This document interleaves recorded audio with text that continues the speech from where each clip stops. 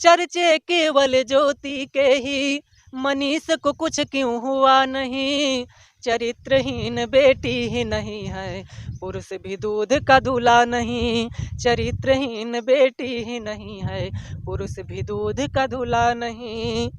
महिला ने सामने आकर खुल कर के ये बोला है, प्रमोशन का झांसा देकर जज्बातों से खेला है। क्या महिला की इज्जत से खेलने की संविधान में सजा नहीं। चरित्रहीन बेटी ही नहीं है, पुरुष भी दूध का दूल्हा नहीं। पहले मूत्र को अर्पित करते, बाद में सिर पर ताज, गजब की राजनीति है। गरीब को समझे कीड़ा मकोड़ा, सत्ता पर है नाज, गजब की राजनीति है आज, गजब की राजनीति है आज। कार्यकर्ता को पड़ी पमूते, चरण धुले शिवराज, गजब की राजनीति है आज। महाराष्ट्र वैज्ञानिक के लीला है न्यारी, प्रेम में पढ़ के दीन है जानकारी। उनके हाल देखा होत बा कुटाई, अब वही प्रेम हाँ तू है ना। इन दिनों सोशल मीडिया पर कई मुद्दे हैं जो लगातार वायरल हो रहे हैं, वो चाहे मणिपुर का मुद्दा हो, या चाहे ज्योति मौर्य का मुद्दा हो, आलोक मौर्य का मुद्दा हो, या चाहे सीमा हैदर का हो, वह चाहे मध्य प्रदेश का पेशाब कांड हो, या राजभर के ऊपर माला अर्जित करके उनको अंतिम विदाई देने का हो। इन्हीं सब मुद्दों पर बात करने के लिए आज हमारे साथ प्रदीप मौर्य, जो कि लोकगीतकार हैं, अमेठी के रहने वाले हैं, इन्हीं से खास बातचीत करेंगे इन सब मुद्दों को लेकर। पहले तो आपका बहुत बहुत स्वागत है। धन्यवाद आपका और आपकी टीम का, और जो लोग देख रहे हैं उनको सभी को प्रणाम। क्या लगता है जो भैया मणिपुर वाला कांड हुआ, 2 लड़कियों को नग्न अवस्था में भारी पुलिसिया व्यवस्था में 100 लोगों की संख्या में उनको दौड़ाकर उनके प्राइवेट पार्ट्स को छूने की कोशिश करते हैं, और पिछले ये 2 महीने का वीडियो है और पिछले बुधवार को वायरल होता है। तो क्या लगता है कि अगर ये वीडियो वायरल ना होता तो कुकी समुदाय की उन 2 लड़कियों को न्याय ना मिल पाता? लगातार अभी पिछले दिन अभी आपने बात की मध्य प्रदेश में, वहाँ भी यही बात आई कि अगर वीडियो वायरल ना होता तो कुछ ना होता, और यहाँ भी अगर वीडियो वायरल ना होता तो कुछ ना होता। मतलब दौर ये चल रहा है कि लोगों का शोषण हो रहा है, लेकिन सबूत नहीं है तो उनको न्याय नहीं मिल रहा है, उनका शोषण लगातार हो रहा है। तो अगर मोबाइल का दौर ना होता तो मुझे लगता है न्याय भी ना मिलता।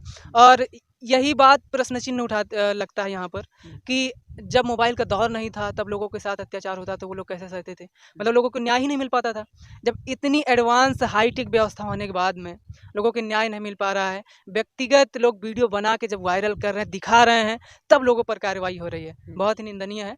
और जो भी आरोपी हैं, जो लोग भी वीडियो में हैं, उनको आइडेंटिफाई करके उनको कड़ी से कड़ी सजा दी जाए। आप एक लोकगीतकार हैं, जो पूरा ये मणिपुर का दुर्दांत हादसा हुआ उसको कैसे देखते हैं अपने नजरिए से? देखिए, उसको हम ऐसे देखते हैं, जो वहाँ की प्रशासनिक व्यवस्था है उस पर सवाल उठता है, वहाँ की जो नेताजी हैं उन पर सवाल उठता है, और हमारे जो मुख्य नेता हैं उन पर सवाल उठता है। वो लोग 38 पार्टियों को मिला करके मीटिंग कर रहे हैं, 24 की रणनीति बना रहे हैं। वो ये नहीं देख रहे हैं कि हमारा देश जल रहा है, मणिपुर हमारे देश का हिस्सा है। लोग सवाल कर रहे हैं, मैं कैसे कह दूं कि सारे जहां से अच्छा हिंदुस्तान हमारा, आखिर मणिपुर भी हमारे देश का हिस्सा है। तो हमारे नेता सो रहे हैं, वो 24 की सेटिंग बनाने में व्यस्त हैं, 38 पार्टियों को जोड़ने में बिजी हैं, और ये जो विपक्ष के 26 पार्टियां, इनमें से भी 25 को बुलाकर अपने में जोड़ना चाहते हैं। ये तो यहाँ भी बिजी हैं, अपनी कुर्सी बचाने में व्यस्त हैं। तो अब लोकगीत के माध्यम से हम लगातार व्यंग करते हैं, सवाल करते हैं। तो इस पर भी मैंने गीत लिखा है, आपको सुनाते हैं, देखिएगा। स्वागत है। क्या लिखा है आपने? चचा 24 के सेटिंग बनावे, मणिपुर माना ध्यान लगावे। चचा 24 के सेटिंग बनावे, मणिपुर माना ध्यान लगावे। बिटिया बहू से ज्यादा कुर्सी के परवाह बकाहे, पूरब होत तबाह बकाहे हो। बिटिया बहू से ज्यादा कुर्सी के परवाह बकाहे, पूरब होत तबाह बकाहे हो। और हमारे प्रधानमंत्री जी पहले बोलते थे, जब मुख्यमंत्री हुआ करते थे, कि हमारे मनमोहन सिंह जी महंगाई का माँ बोलने के लिए तैयार नहीं है। आज टमाटर के दाम देख लीजिए। और मणिपुर में भी स्टार्टिंग में माँ आता है तो कहना है, कहिया मणिपुर के माँ बोलबा। वो बहुत ही चर्चा में रहते थे। स्मृति ईरानी जी सिलेंडर को लेकर के हमारे गुजरात के जब मुख्यमंत्री हुआ करते थे, महंगाई पे इतना चर्चा में रहते थे। जब ये लोग सत्ता में आते हैं बिल्कुल शांत हो जाते हैं, चाहे वो हिंसा वाला मामला हो, चाहे महंगाई का मामला हो, चाहे बेरोजगारी का मामला हो, सारे में शांत हो जाते हैं। क्योंकि जो इनको चाहिए तो इनको मिल गया। इनको सत्ता चाहिए थी और धन दौलत इत्यादि चाहिए तो वो मिल गया है। कहना है, कहिया मणिपुर के माँ बोलबा, महिला खातिर कहिया लड़बा। कहिया मणिपुर के माँ बोलबा, महिला खातिर कहिया लड़बा। मतेई कुकी हिंसम तोहर नाही आह बकाहे, पूरब होत तबाह बकाहे हो, बिटिया बहू से ज्यादा कुर्सी के परवाह बकाहे, पूरब होत तबाह बकाहे हो। और कहना है, अब तो अपन वचन निभावा, सबका साथ सबका विकास सबका जी। विश्वास, महिलाओं का विकास, सबका पता नहीं क्या क्या वादा हुआ था लेकिन सब भूल गए। तो कहना है, अब तो अपन वचन निभावा, बिटिया बहू के लाज बचावा, अब तो अपन वचन निभावा, बिटिया बहू के लाज बचावा, महिला विकास तोहरे एजेंडा मनाही आज बकाहे, पूरब होत तबाह बकाहे हो, बिटिया बहू से ज्यादा कुर्सी के परवाह बकाहे, पूरब होत तबाह बकाहे हो। और अंत में मैंने अंतरा लिखा है कि वीडियो अगर वायरल ना हो तो लोगों को न्याय भी ना मिले। और ये मामला भी शायद मई का है, लेकिन जुलाई में आकर के ट्रेंड करता है, वीडियो वायरल होता है, तब कार्रवाई होती है। और वहाँ के मुख्यमंत्री जी कहते भी हैं कि ऐसी कई सारी घटनाएं हैं, ये तो नॉर्मल घटना है। अब इनको नॉर्मल लग रहा है, हमारी बहू बेटियों को नग्न अवस्था में घुमाया जा रहा है और उनको नॉर्मल लग रहा है। तो कहना है, पुराना वीडियो के बाटे दौर, कबो एमपी कब पूरब और, पुराना वीडियो के बाटे दौर, कबो एमपी कब पूरब और। एमपी की बात मैं इसलिए कर रहा हूँ कि एमपी वाला वीडियो भी पेशाब कांड जो है वो भी पुराना बताया जा रहा है। अब वीडियो वायरल हुआ है तो अब कार्रवाई हुई। अब वो भी लोग कह रहे हैं न्यायिक कार्रवाई नहीं हो रही है, मुख्यमंत्री जी अपनी जबरन कार्रवाई कर रहे हैं ताकि न्यायिक कार्रवाई से वो बच जाए।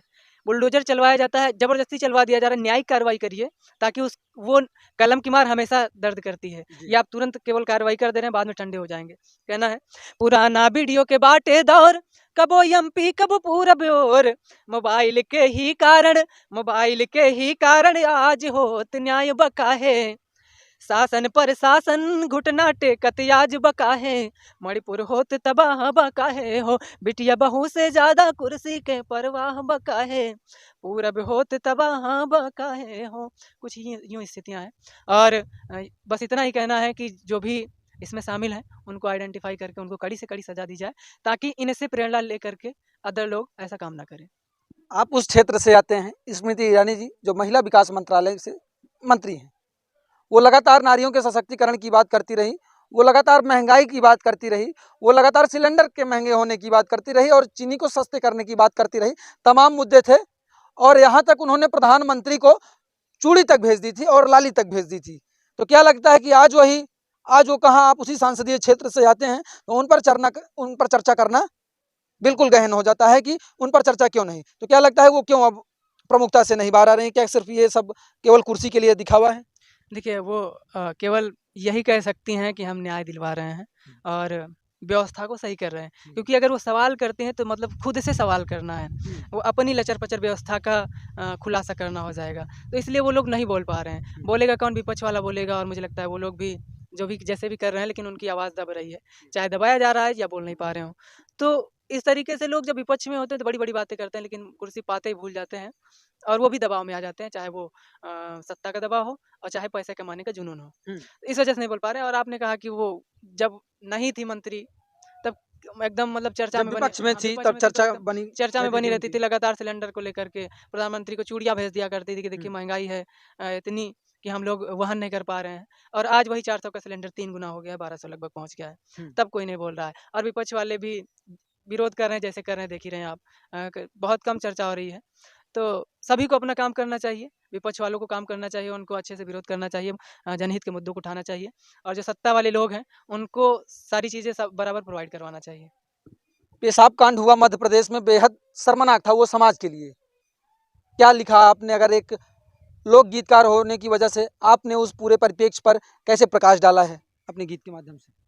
देखिए, बहुत ही निंदनीय है और आदिवासी पुरुष के साथ, आरक्षित वर्ग के आदिवासी पुरुष के साथ इस तरीके से कहीं न कहीं वीडियो जब आप देखेंगे तो क्या स्थिति है उनकी वो साफ झलक रही है कि कितने मतलब कि फाइनेंशियल मजबूत हैं। कहीं न कहीं वो गरीब लोग ही हैं और उन्हीं को प्रताड़ित किया जा रहा है। और मुझे नहीं लगता कि किसी अमीर व्यक्ति के साथ ऐसा बर्ताव हुआ होगा, नहीं होगा।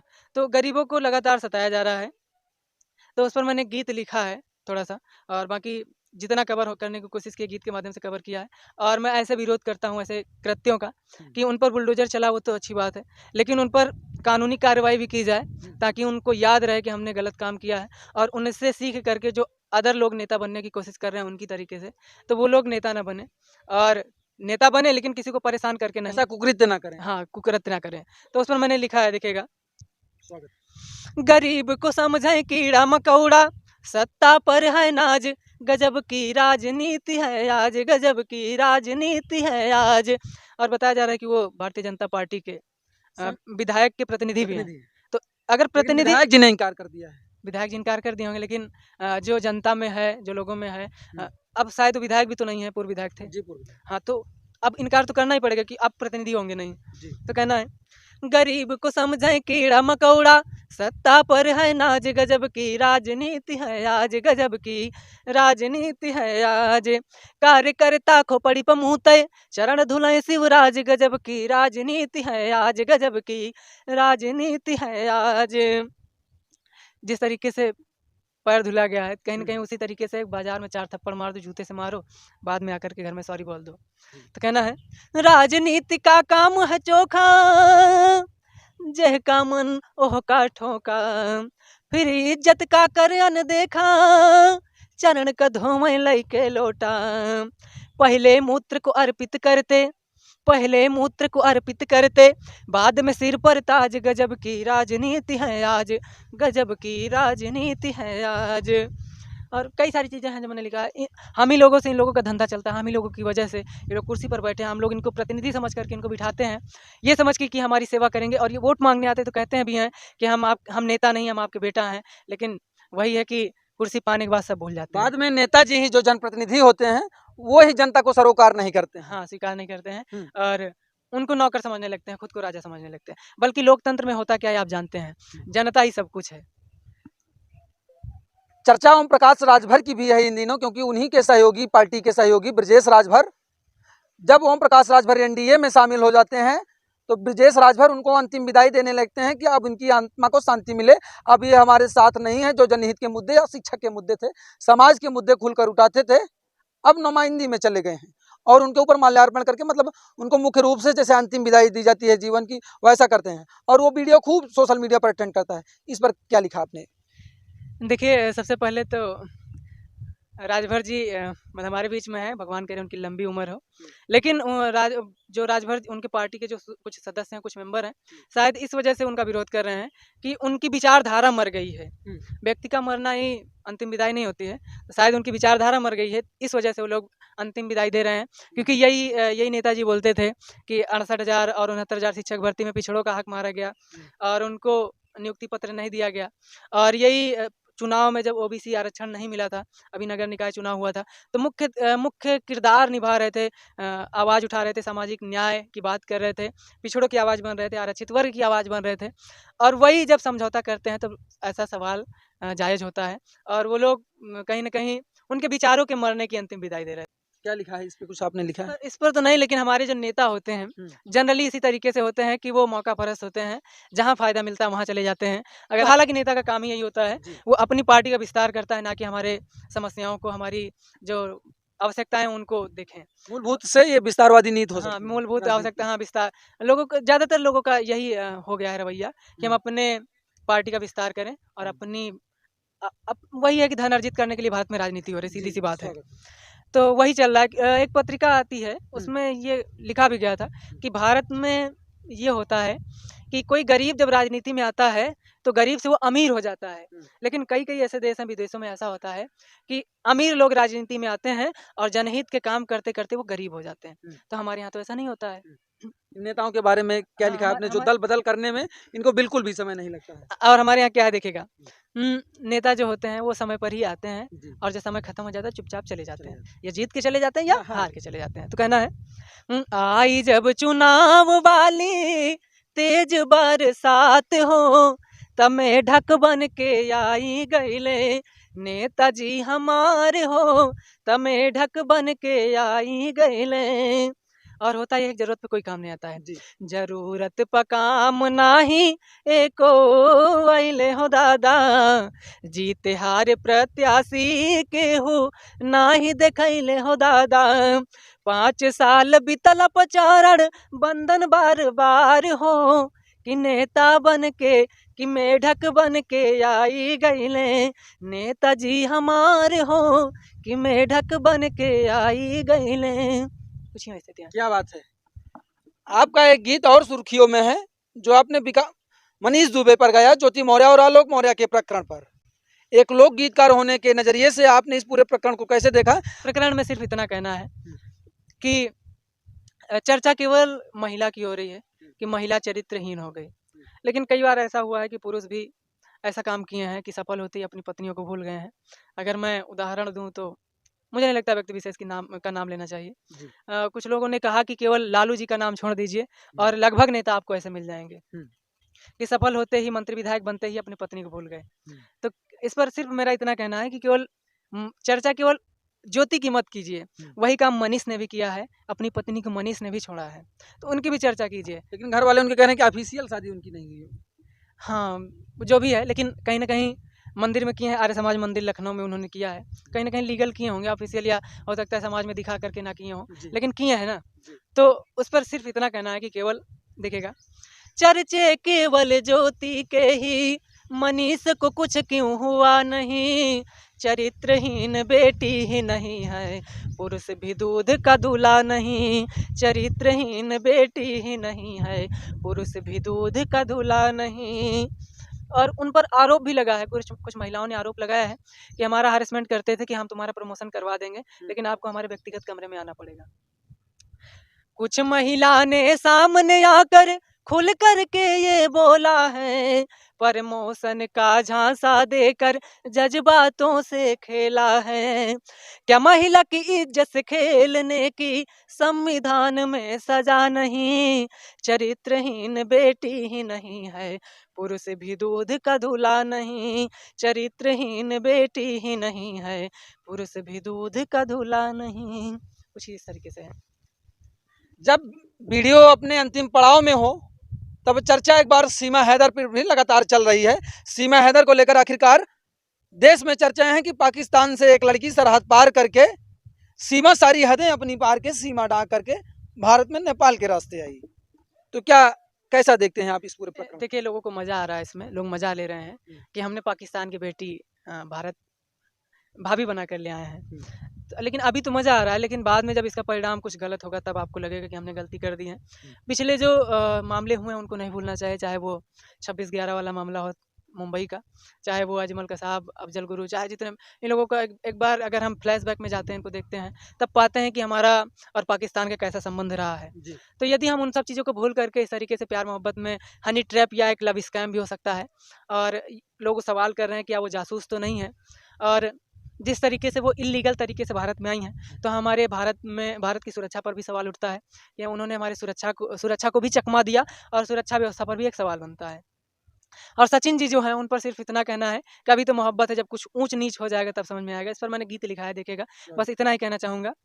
जब ऊंच नीच होई ता बुझाई, जब ऊंच नीच होई ता बुझाई, अब ही प्रेम हाँ तुम्हें ना सुझाई, जब ऊंच नीच कहना है, प्रेम के तोहार उतरी बोखार हो, जब आई संकट माँ सहर जमार हो, तब जवाब दे ही तोहरे पायाई, अब ही प्रेम हाँ तुम्हें ना सुझाई, जब ऊंच नीच।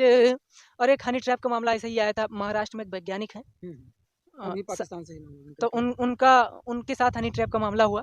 एक महिला उनको अपने प्रेम जाल में फंसाती है, और सारी जो जानकारियां होती हैं, जिन चीज़ों को सिक्योर रखना चाहिए, सीक्रेट रखना चाहिए, वो उस लड़की से बताते हैं, लीक करते हैं, और पता चलता है कि वो कहीं की एजेंट है, कहना है, और शायद उनका नाम प्रदीप ही था। जी।